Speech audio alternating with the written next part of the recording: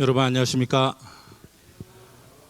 우리 신인철 목사님으로부터 설교 의뢰를 받고 무슨 말씀을 전해야 되나 생각 중에 제가 이번 대학교회 예배에 처음 참석을 해봤거든요.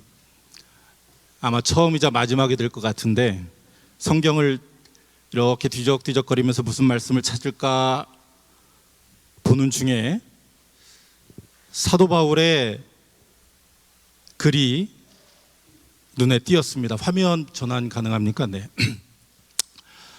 바울이 고린도 교회에 편지하면서 마지막으로 라고 하는 말을 썼기 때문에 처음이자 마지막으로 하는 대학교의 설교인이만큼 이 말씀을 좀 묵상하자 하고 읽어봤어요.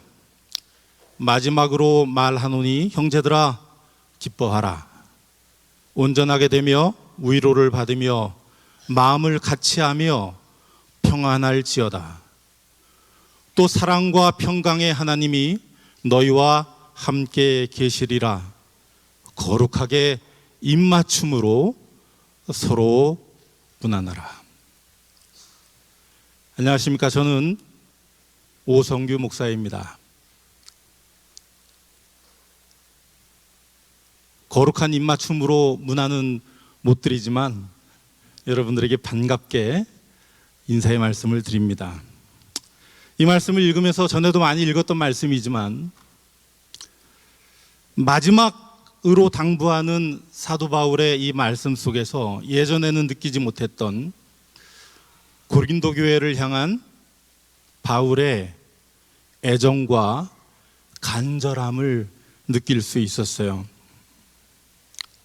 바울이 정말 고린도 교회를 사랑했었구나. 요 구구절절 이 단어 사이에서 꿀이 떨어지는 느낌이 들었습니다. 제가 오늘 이 자리에 오르면서 딱 하나 하나님 앞에 기도를 드렸어요. 그게 뭐냐면 제 눈에 처음 뵙는 분들이 많이 있는데 우리 청중들이 사랑스럽게 보일 수 있도록 해주십시오. 딴 거 없었어요. 물론 아는 분들도 많이 있지만 처음 뵙는 중에 사랑스럽게 이 얼굴들이 좀 보였으면 좋겠고, 또 하나는 우리 청중들의 눈에 제가 사랑스럽게 보였으면 좋겠다. 그렇게 기도하고 올라왔어요. 왜냐하면 잘 아시는 시인인데 이 사랑스럽다라는 말이 참 좋은 말인 것 같아요. 자세히 보아야 예쁘고 오래 보아야 사랑스럽다 했는데 한국인의 정서상 우리가 거룩한 입맞춤으로 안부는 묻지 못해도 이 시간 저와 여러분이 거룩한 눈맞춤을 하는 시간이 되었으면 좋겠다 하는 생각을 합니다. 거룩한 눈맞춤으로 저하고 말씀을 나누는 중에 하나하나 이렇게 눈을 맞추면 사랑스러워져 보일 거예요.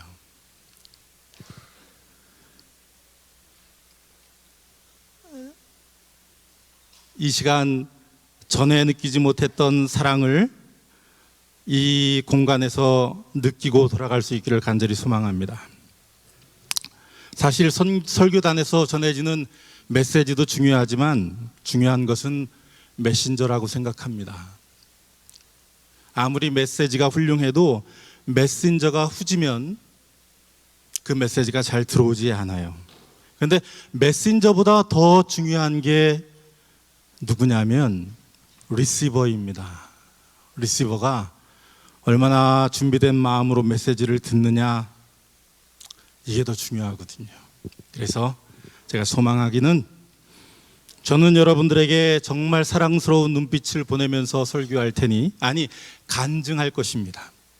여러분들은 정말 사랑스러운 눈빛으로 저를 바라보면서 이 시간 하나님의 음성을 들을 수 있는 시간이 될 수 있기를 간절히 바랍니다. 이 고린도후서에 있는 이 말씀을 한마디로 요약하라고 한다면 기뻐하라입니다. 다른 말들은 기뻐하기 위한 준비 동작입니다. 최종 목적은 기쁨이 넘치는 것이에요. 과연 내 마음속에 기쁨이 흘러 넘치고 있는가? 기쁨이라고 하는 것은 내면의 흐뭇함이나 흡족함으로부터 시작하는 것이라고 합니다. 그것이 조금씩 채워져서 충만하게 되고 그 충만한 기쁨이 바깥으로 흘러 넘치게 되었을 때에 비로소 그것을 사람들이 봤을 때 아, 저 사람 정말 기뻐하는구나 라고 느낀다고 하죠. 외적으로 차고 넘치는 내면의 흡족함이 곧 기쁨입니다. 오늘 이 안식일 바울의 이 편지처럼 저의 간증을 통해서 위로를 받고 그로 인해서 혹시 마음의 상처에 혹은 어긋난 그 마음 때문에 기울어진 마음 때문에 속상한 사람이 있다면 마음이 온전하게 되고 우리의 마음이 다 같이 평안함에 이르고 또 예배를 마치고 나누는 안부와 인사와 친교를 통해서 하나님의 임재를 강력하게 느끼고 그로 인하여 기쁨이 넘치는 이 하루가 될 수 있기를 진심으로 축원합니다. 저를 유심히 사랑스러운 눈빛으로 보시면 몇 가지 특징이 보일 것입니다. 어떻게 보이십니까? 제가 키가 커요. 184입니다. 그래서 여기 있던 이 마이크를 치우고 지금 이 무선 마이크를 사용하고 있고 제가 이건 따로 준비해서 갖고 다닙니다. 보통 이게 설교단이 낮기 때문에 불편하거든요.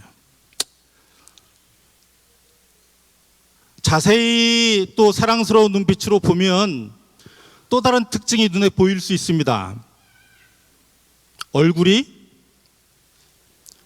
뭐예요? 커요. 얼굴이 큽니다. 키도 크지만 얼굴도 커요. 목회에 나갔더니 고등학교 다니는 학생들이 저를 향해서 별명을 붙여줬는데 충격적이게도 쟁반 아저씨였습니다. 쟁반 아저씨. 그 별명 싫다고 했더니 목구미 아저씨라고 이름을 바꿨어요. 왜 목구미냐 그랬더니 모여라 꿈동산이래요. 인형 탈 쓰고 나오는 그 모여라 꿈동산. 그래서 얼마나 좋으냐. 설교할 때도 멀리서 잘 보이지 않습니까? 그죠? 예, 키도 크고 얼굴도 크니까 얼마나 잘 보여요. 제가 신림학원에서 한 25년 전쯤에 목회를 했는데 그때 함께 동역했던 선교사 하나가 자기 페이스북에 글을 올렸어요. 제 사진입니다. 제 사진과 함께 더불어서 뭐라고 썼냐면 나는 페스토가 좋았어. 그는 쿨한 사람이야. 지금 그가 차이나에 중국에 있는지 어디 있는지 잘 모르겠다. 그랬더니 친구가 중국에 신림 이후로 또 갔어? 이렇게 물어봤어요. 그랬더니 그렇게 간 것 같아. 그런데 지금 어디 있는지 몰라. 그랬더니 전에도 신림에 있었는데 그러면서 그 친구가 한국에서 개인적으로 만났던 한국 사람 중에 키가 아주 컸던 사람 중에 하나지. 그랬더니 이 아노세라는 놈이 Yes, very tall and very big head 이렇게 써놨어요. 내가 얘 태강 36으로 전군으로 왔거든요. 만나기만 하면 제가 가만 안 둘 겁니다. 네. 그래요. 머리가 큽니다. 그래서 제가 이게 하나의 컴플렉스예요. 모자를 써도 잘 안 어울리고 안경을 맞출 때도 잘 안 어울려요. 그래서 하나님께 기도했습니다. 하나님, 저는 비록 얼굴이 크지만 우리 아이는 제발 얼굴이 좀 작게 해주십시오. 아내가 임신했을 때 다른 거 기도하지 않고 아이 얼굴 좀 작게 해달라고 기도를 했어요. 그랬더니 하나님이 기도를 응답해 주셨을까요? 한번 여러분들이 보고 판단을 한번 해보십시오. 저희 첫째 아들, 저하고 같이 강단에 서서 통역하는 얼굴인데 얼굴이 어때요? 제 반쪽이지 않습니까? 제 둘째 아들, 3주인가 4주 전에 같이 찍은 사진. 어때요? 이 아이도 얼굴이 아빠보다는 훨씬 작아요. 이게 얼굴 면적이 눈, 코, 입만 들어갈 정도로 딱 크면 좋은데 너무 이 공간 활용을 잘못하고 있는 얼굴인 것 같아요. 그런데 감사하게도 하나님이 제 기도를 들어주셨어요.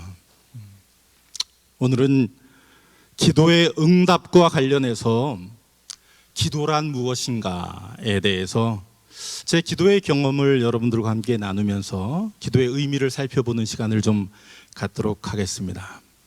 저는 85년도에 신학과에 입학을 했고 93년도에 목회를 인천 영어학원교회에서 시작을 했습니다. 보통 신학생 때는 정말 내가 이 목사로서 부름받은 사람 맞는지 적합한 사람인지에 대한 걱정과 두려움이 많이 있어요. 그런데 막상 목회를 시작하니까 너무 행복하더라고요. 지난 8년 동안 목회자가 되기 위해서 준비했던 그 모든 배움의 시간들이 응축되어서 목회의 현장에서 발현되면서 너무 행복했어요. 알고 있던, 배워서 알고 있고 몸으로 습득하고 있었던 것들을 목회 현장에서 해나가는 그 재미가 너무 재미있었습니다. 정말 폭포수같이 하나님의 은혜를 느끼면서 목회 1년을 보냈어요. 그 시간은 저에게 깨달음의 시간이었어요. 그래서 이렇게 하나님이 말씀하셨고 이렇게 가르쳤던 거구나. 배울 학이 깨달을 각으로 변하는 순간 속에서 폭죽처럼 기쁨이 터져오르는 거예요. 그 순간 모든 경험마다 하나님이 함께 하시고 하나님의 말씀이 내 안에 살아있고 정말 나와 함께 하시는 하나님의 은혜가 너무 충만했어요. 근데 이 문자나 관념으로 알고 있던 것을 실제 경험으로 알게 되는 것을 깨달음이라고 한다고 그럽니다. 그러니까 알고 있던 것을 알게 되는 것, 배움으로 알고 있던 것을 실제로 알게 되는 것.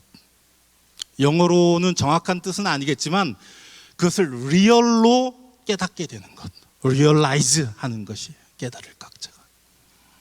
그런데 어느 날 하나님의 말씀을 읽다가 마침 요 성경절이 눈에 들어왔어요. 전에는 막연하게 느껴졌던 이 말씀이 아주 믿음이 충만하니까 이 말씀이 실현될 수 있겠다라고 하는 믿음이 생겼어요. 예수님께서 말씀하시기를 병든 사람에게 손을 얹으면 나으리라 라고 하는 이 약속이 100% 나한테 하시는 말씀처럼 느껴지는 거예요. 어느 날 안식일에 집사님이 한 분 교회에 못 왔는데 전화를 걸어보니까 아이가 아파서 교회에 못 왔다. 그래서 담임 목사님을 모시고 장로님과 함께 방문을 갔습니다. 그래서 그 아이를 위해서 예배하고 기도했어요. 담임 목사님이 기도하는데 속으로 이 기도는 내가 해야 되는데 그런 생각이 드는 거예요. 막 믿음이 충만하고 열정이 가득할 때니까 조금 부족한 것 같은데 이런 생각 들면서 내가 기도했으면 참 좋겠다.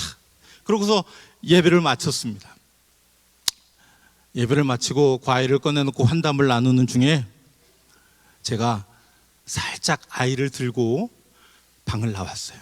나와가지고 작은 방으로 들어가서 아이의 머리에 손을 얹고 하나님 앞에 간절히 기도했습니다. 그 믿음에 대한 의심이 1도 없었어요. 하나님께서 고쳐주실 것이라고 믿었습니다. 간절히 기도한 다음에 돌아왔어요. 그리고 그 다음날 너무 궁금한 거예요. 너무 궁금해서 전화를 걸었습니다. 집사님, 아이 상태가 좀 어떤가요? 그랬더니 집사님이 어저께 방문 다녀가신 이후로 아이가 바로 나았어요 라는 대답을 기대했으나 네, 그냥 조금씩 나아지고 있어요. 신경 써주셔서 감사해요. 이렇게 대답을 하는 겁니다. 그래서 제가 대실망을 했어요. 그때 깨달았죠. 나에게는 치유의 은사가 없나 보다. 그럼에도 불구하고 여전히 저는 병든 자를 보면 하나님의 이 말씀을 의지해서 그 환자를 위해서 기도합니다. 기도란 무엇인가? 기도의 응답을 받는다는 것은 무엇인가를 두고 제 사례를 몇 가지 말씀을 드리는 것입니다. 즐겁게 목회를 하고 있었는데 목회 2년차 때에 서울에서 학원 재무님이 저를 만나시기 위해서 인천까지 내려왔어요. 전화로 할 만한 이야기가 아니었기 때문에 친히 인천까지 내려와서 저에게 말씀을 했습니다. 그 당시는 중국과 러시아가 개방되면서 북방선교라고 하는 이 모토가, 이 주제가 우리 한국연합회의 온 관심사였습니다. 그래서 러시아에 삼육대학을 세우고 학원에서는 북경과 연길에 영어학원을 세우는 계획을 가지고 있었고 거기에 파송할 목회자까지도 중진 목사님들 가운데에서 선정해 놓은 상태였습니다. 그런데 이 재무님이 저를 찾아와서 연길로 가기로 했던 그 목사님이 생각을 바꿔서 못 가게 되었는데 혹시 당신이 갈 수 있냐고 물어보는 거예요. 제가 그때 목회 2년차 아직 30도 안 된 햇병아리인데 저한테 너무 큰 도전 과제를 주시는 것 같아서 그 자리에서 대답을 하지 못했습니다. 일주일만 시간을 주십시오. 제가 기도해보고 대답드리겠습니다.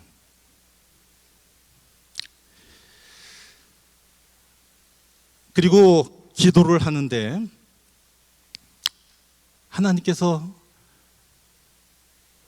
아무런 말씀도 해주시지 않아요.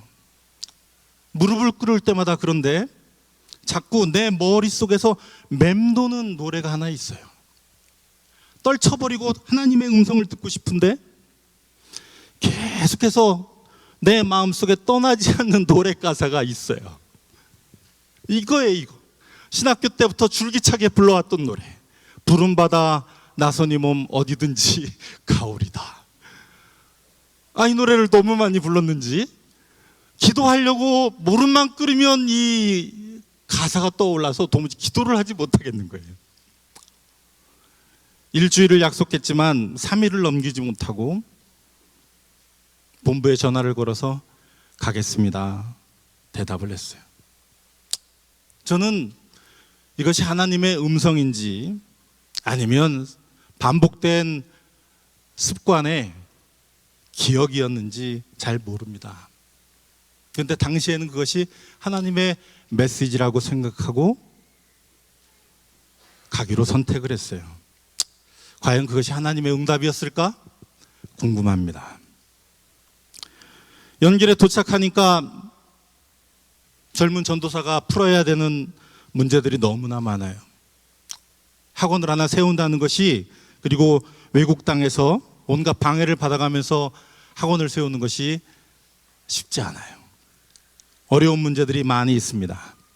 그래서 기도하지 않고는 해결할 수가 없더라고요. 그래서 방문에다가, 안방 방문에다가 프린트를 해가지고 붙여놨어요. 기도하자. 기도밖에 없다. 영어학원 하나 세우는데 내가 그것을 위해서 왔는데 이 사명을 감당하기 위해서는 딴 데서 답을 찾을 수가 없어요. 그래서 이 기도하자. 기도밖에 없다라고 하는 이 문구를 적어놓고 줄기차게 하나님께 매달렸습니다. 되는 일도 없고 안 되는 일도 없는 이 중국에서 기도의 덕분이었는지 마침내 무사히 개원을 했어요. 그리고 그때 한국에서 같이 동역하고 있는 선배 목사님들과 사모님들이 함께 와서 기념사진을 촬영했습니다. 여기 보면 아시는 분들이 꽤 여럿 있을 것입니다. 그리고 돌아와서 목회를 했습니다.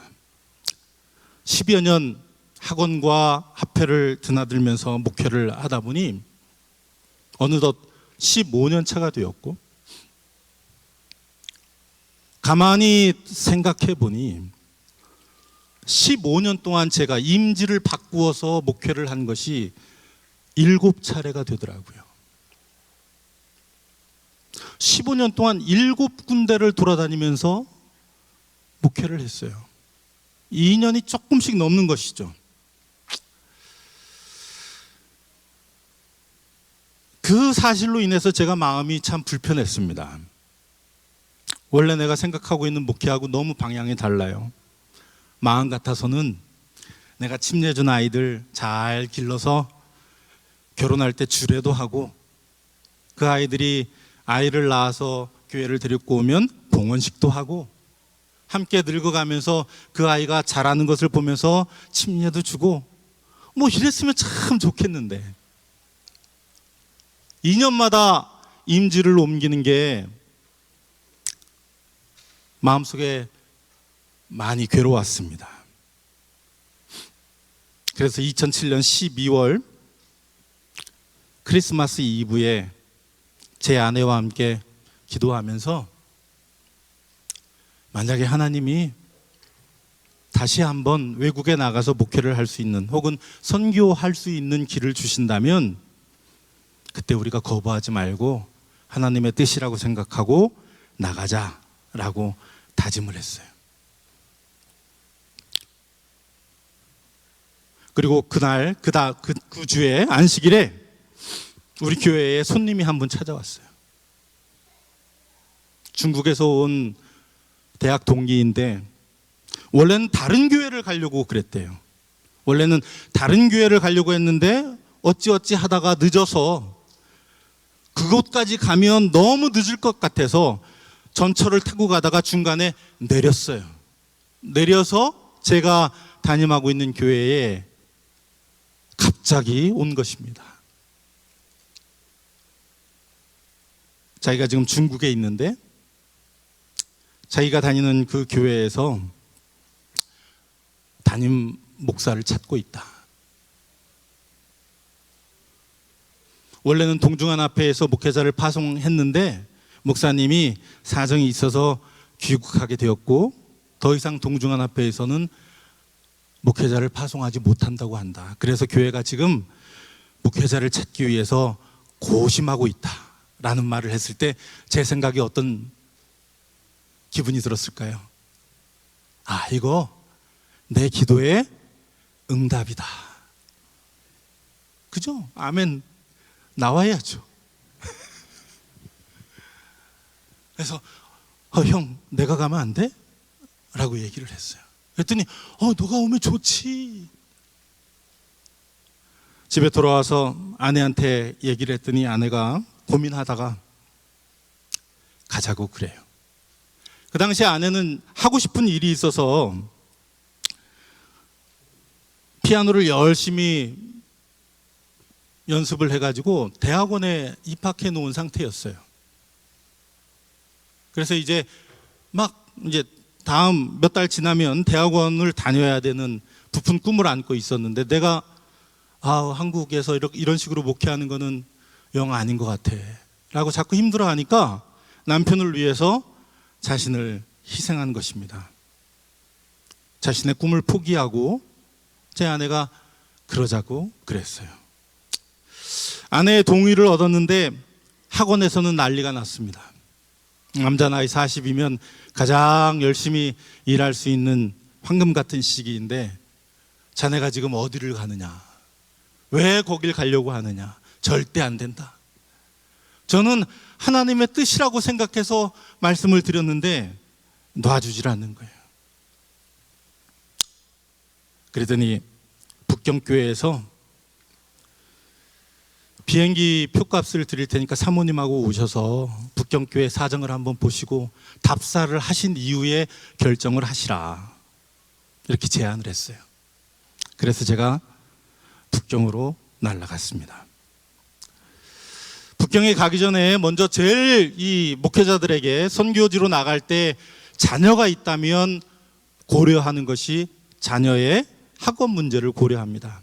그래서 북경교회가 아니라 북경에 있는 그 한인 학교에 전화를 걸어서 자리가 남아 있는지를 물어봤어요.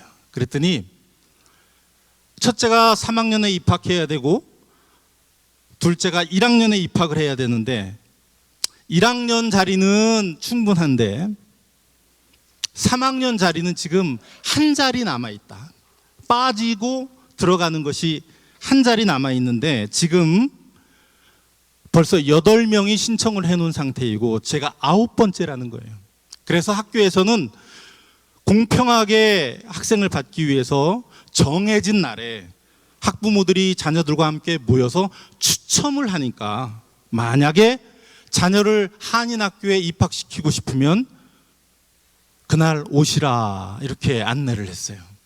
9대1 기도하면서 가자 하고 북경에 갔어요. 북경에 가서 교회 사정과 왜 목사님이 일찍 귀국을 해야 되는지에 대한 여러 가지 이야기를 들었습니다. 현실을 보았죠. 목사님이 일찍 귀국하게 된 여러 가지 사정들이 있지만 그 중에 하나가 뭐였냐면 그 집 아들이 한인 학교에 자리가 없어서 중국 학교에 들여보냈더니 중국 학교에서 아이가 적응을 하지 못하는 거예요. 너무 힘들어하는 거예요. 그래서 아이가 이전에는 하지 않던 행동들을 하기 시작하고 집과 교회에서 정말 이상한 행동들을 하기 시작하는 거예요. 그리고 툭 현상이 왔어요. 그래서 이 부모 입장에서 목사님이 이래서는 안 되겠다 싶어서 자녀를 위하여 귀국을 결심한 것입니다. 그 얘기를 들으니 9대1 관문을 뚫는 것이 더욱더 이제 현실적으로 와닿았어요. 하나님 이거 꼭 붙게 해주셔야 되겠다. 그리고 그 다음날 아침에 추첨을 하기 위해서 9시까지 학교에 도달하기 위해서 택시를 탔습니다.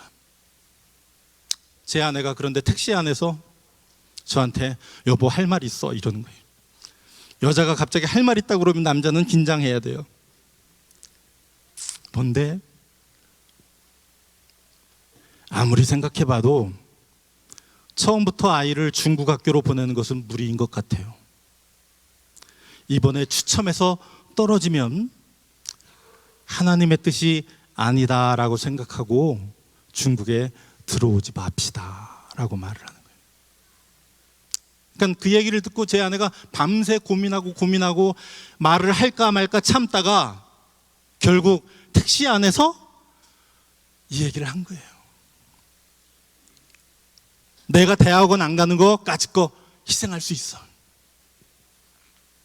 정말 나의 꿈이었는데 그거 내 남편을 위해서 희생할 수 있다라고 작정한 이 여자가 혹시 당할지도 모르는 중국 학교에서의 부적응 할 수도 있고 못할 수도 있는 거 아닙니까? 그런데 이 부적응을 걱정하면서 중국에 오지 말자라고 이야기를 하는 거예요. 이 장면에서 우리는 왜 하나님께서 아들의 형상으로 이 땅에 오셔서 우리를 대신하여 십자가에 돌아가셨는지를 생각해 봐야 합니다. 왜 하나님이신 아버지께서 하필 아들의 이름으로, 독생자의 이름으로 이 땅에 오셨을까? 친구를 위하여 자기 목숨을 버릴 수 있는 사람은 있을 수 있어요. 하지만 무엇인가를 위하여 내 아들을 죽인다고 하는 것은, 내 아들의 목숨을 희생한다고 하는 것은 우리의 이성과 경험을 가지고는 도저히 행할 수 없는 것이에요. 그래서 하나님은 독생자의 이름으로 이 땅에 오셔서 우리에게 당신의 사랑을 보여주시는 것입니다. 보아라, 내가 너희를 얼마나 사랑하는지 아느냐? 나는 너희를 위해서 죽을 수 있어. 그것 가지고 부족하지. 나는 너희를 위해서 내 아들도 죽일 수 있다. 나는 너를 정말 사랑한다. 자기 아들을 아끼지 아니하시고 우리 모든 사람을 위하여 그 목숨을 내어주신 이가 어찌 우리에게 다른 모든 것을 주시지 않겠느냐라고 하면서 우리를 설득하시는 거예요. 너에게 필요한 것이 있느냐? 가장 좋은 것을 내가 너희에게 줄 거야. 이미 나는 너희를 위하여 아들을 포기하지 않았니? 예전에 지브란이 이런 말을 했어요. 보여줄 수 있는 사랑은 아주 작습니다. 그래요. 어쩌면 우리를 향하신 하나님의 그 크신 사랑은 예수 그리스도의 십자가라고 하는 그것에 갇혀 있을지 몰라요. 어쩌면 더 큰 사랑이 그 뒤에 감춰져 있는데 겨우 우리가 이해할 수 있는 최대의 폭이 십자가, 그리고 그 위에 달리신 외아들이기 때문에 우리를 향하신 하나님의 사랑이 다 보여주지 못한 사랑으로 남아 있을 수 있다는 것입니다. 학교로 가는 택시 안에서 기도했습니다. 아무렇지도 않은 척했지만 제가 하나님한테 다급하게 기도를 했어요. 하나님, 저 좀 도와주셔야겠습니다. 저 중국에 정말 오고 싶은데 좀 도와주세요. 짧게 기도하고 학교에 도착했더니 벌써 많은 학부모들이 교실에 들어와 있어요. 칠판에는 그날 추첨할 아이들의 이름이 적혀 있는데 제가 전화 상담을 한 이후에 어느새 다른 애들이 전화를 해가지고 등록을 한 거예요. 그래서 9대 1인 줄 알았더니 가보니까 몇 대 몇이에요? 18대 1이에요. 9번째 이름이 제 첫째 아들 이름입니다. 뒤에 앉아가지고 하나님 도와주세요. 떨리는 마음으로 기다리고 있는데 요 선생님이 들어와서 잠깐만 기다려 주십시오. 지금 회의 중인데 조금만 기다리면 와서 일을 진행하도록 하겠습니다. 이렇게 안내를 하는 거예요. 30분쯤 지났을까? 교장 선생님이 들어왔어요. 교장 선생님이 들어와서 이렇게 말씀했습니다. 오늘 아침에 제가 출근해서 책상에 앉아 일과를 시작하기에 앞서서 하나님께 기도하는데 하나님께서 제 마음에 3학년 학생들 추천 문제를 두고 무엇인가 말씀을 하셨습니다. 그래서 급히 회의를 하고 오느라고 늦었습니다. 지금으로서는 마땅한 교실도 없고 선생님도 없지만 현재 창고로 쓰는 곳을 교실로 만들고 제가 책임지고 한국에서 선생님을 찾아오겠습니다. 그래서 여러분은 오늘 추첨하실 필요가 없습니다. 여기 있는 18명의 학생들 모두를 받겠습니다. 사람들이 박수를 쳐요. 막 와 그러면서 제가 맨 뒷자리에 앉았는데 저는요 소리는 내지 못했지만 엉엉 울었어요. 정말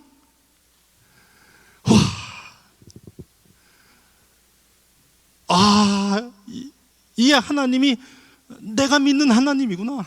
와, 하나님 정말 멋지다. 그러면서 떠오르는 성경절이 이 말씀이었어요. 물론 주제는 좀 다르지만 기도해라. 하나님을 찾아서 하나님을 불러라. 8절, 이는 내 생각이 너희의 생각과 다르며 내 길은 너희의 길과 다르다. 하늘이 땅보다 높음 같이 내 길은 너희의 길보다 높으며 내 생각은 너희의 생각보다 높다. 나는 겨우 하나님 제 아들 추첨되게 해주세요라고 기도했어요. 그런데 하나님은 그 기도를 들으시고 뭐 그거 가지고 그래, 내가 교실 하나 만들어 줄게, 이 응답을 해주신 거예요. 그래서 제가 기뻐하는 그 학부모들 뒤에서 속으로 야, 이놈들아 다 내 덕인 줄 알아라. 그런데 그게 제 덕이 아니라 뭐예요? 하나님 덕분이에요. 그래서 제가 하나님의 뜻이구나 라고 확신을 하고 제가 중국으로 다시 떠날 수 있었습니다. 한치의 망설임이나 주저함 없이 중국에 뼈를 묻겠다 다짐하고 떠나갔다가 코로나 때문에 한국에 다시 돌아와서 못 나가고 있어요. 그런데 지금 와서 슬쩍 궁금합니다.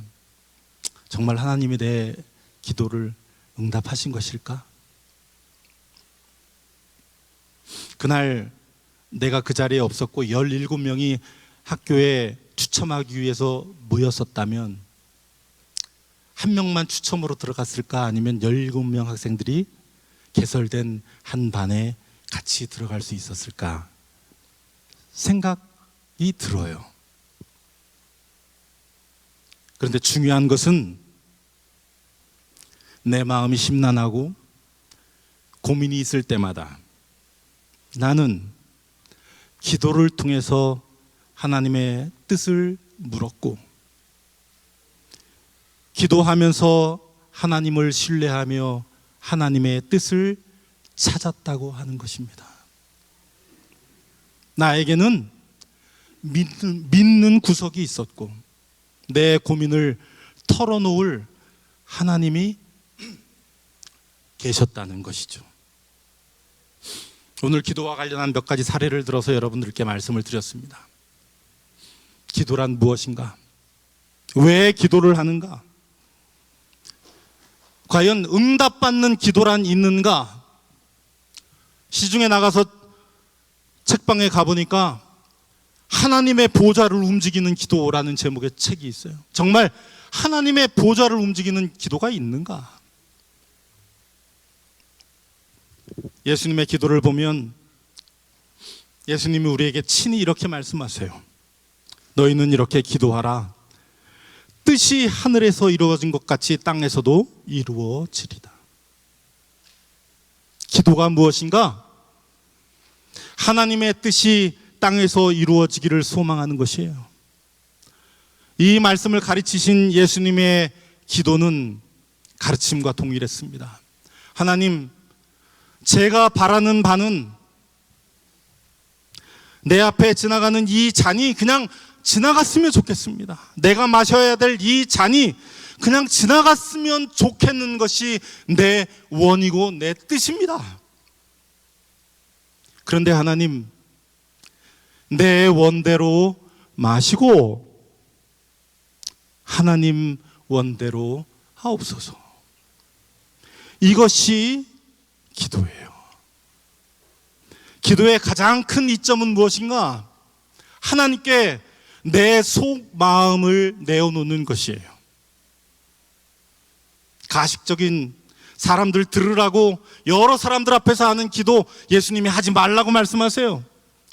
대신 너희는 은밀한 곳에 들어가서, 골방에 들어가서 은밀하게 그 기도를 들으시는 하나님 앞에 은밀하게 기도하라. 이 말씀이 뭡니까? 네 속에 있는 그 속마음, 감히 꺼내놓기 부끄러운 마음, 너의 진짜 그 속마음을 하나님 앞에 내어놔. 내가 그거 다 들어줄게. 가식 피우지 말고, 괜찮은 척하지 말고, 내 앞에 와서 다 털어놓고 나하고 얘기하고 나한테 다 모든 것을 말하려구나. 꾸밈 없이 솔직하게 나에게 하소연해라 라고 말씀드리는 것이에요. 그 속마음을 이해해 주실 분이 우리에게는 오직 한 분이 있어요. 사람이 아니라 하나님이십니다. 두 번째 기도의 이점은, 내가 죽도록 힘들고 괴로울 때 내 사정을 말함으로 인해서 그 짐이 더 이상 내 것이 안 된다는 것입니다. 하나님 앞에 내어놓고 맡기는 거예요. 그래서 성경은 이렇게 말합니다. 아무것도 염려하지 말고 다만 모든 일에 기도와 간구로 너희 구할 것을 감사함으로 하나님께 아뢰어라. 그리하면 모든 지각에 뛰어난 하나님의 평강이 그리스도 예수 안에서 너희의 마음과 생각을 지켜주실 것이다. 하나님이 네가 말하는 대로 내가 다 응답해 줄게 라고 말씀하지 않으세요. 아뢰면 뭐가 보장됩니까? 너희의 마음이 편해질 거야. 너의 있는 속마음을 하나님 앞에 털어놓으면 너희의 생각이 더 이상 흔들리지 않을 거야. 내가 그거 보장할게. 은밀한 곳에 찾아와서 나한테 기도해라. 어떤 일을 만나든지 무슨 일을 앞두고 하나님 앞에 기도해라 라고 하나님이 우리에게 말씀하는 거예요. 그리고 우리가 해야 될 일은 이루어진 일에 대해서 담담하게, 그리고 담대하게 순종하고 순복하는 거예요. 하나님의 뜻이 이거구나. 내 뜻대로 되었다면 좋은 일이고, 설상 내 뜻대로 안 되었다 할지라도 하나님께서 이 길을 제시해 주시는구나 하고 받아들이면 되는 거예요. 밧세바와의 부적절한 관계를 통해서 다윗이 자식을 낳았습니다. 그리고 하나님께서는 그 아이를 아프게 했어요. 죽도록 아프게 했습니다. 하나님의 뜻은 그 아이가 죽는 것이었어요. 그걸 알면서도 다윗이 기도합니다. 땅에 엎드려 7일 동안 식음을 전폐하고 하나님 앞에 기도합니다. 다윗의 뜻은 하나님 앞에서 속마음을 털어놓으며 아이를 좀 낫게 해달라고 하는 것이었어요. 그런데 하나님의 뜻은 달랐습니다. 아이가 이래 만에 죽었어요. 평범한 사람이었다면 하나님을 원망하며 식음을 더욱더 전폐하고 슬픔에 빠졌을지 모르나, 다윗은 그렇게 하지 않아요.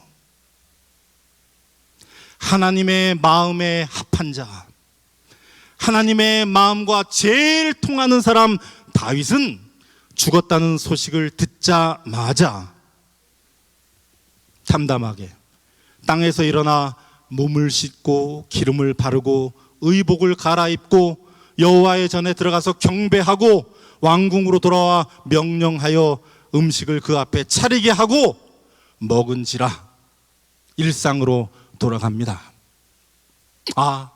하나님의 뜻이 이렇게 이루어지신 것이구나. 더 이상 과거에 매달리지 않아요. 자기 앞에 놓여진 현실을 직시하고 담담하게 일상을 회복해 나아가는 것입니다. 우리는 기도를 통해서 하나님 앞에 솔직해져야 합니다.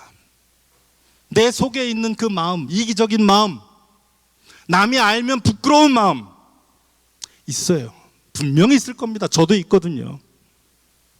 그런데 그거 감추지 말고 하나님 앞에 내어놓고, 하나님, 제가 마음이 좀 이래요, 제 뜻은 이렇습니다 라고 하나님 앞에 그 뜻을 펼치면 하나님이 그것에 대해서 어떤 식으로든지 응답해 주십니다.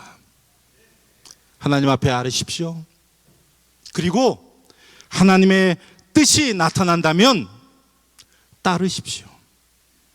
하나님이 어디로 이끄시든지, 하나님이 어떻게 이끄시든지 그것이 하나님의 뜻임을 존중하고 그 길을 성실하게 걸어가면 되는 것입니다. 겁 없이, 두려움 없이, 주저함 없이 주님이 이끄시는 길이라면 아무데라도 주님과 함께 동행하면 되는 것입니다. 주님께서 이끄시니까 아무데라도 아무렇지도 않게 그 길을 걸어 나가시는 주의 사랑하는 백성들 되시길 바라면서 말씀 마치겠습니다.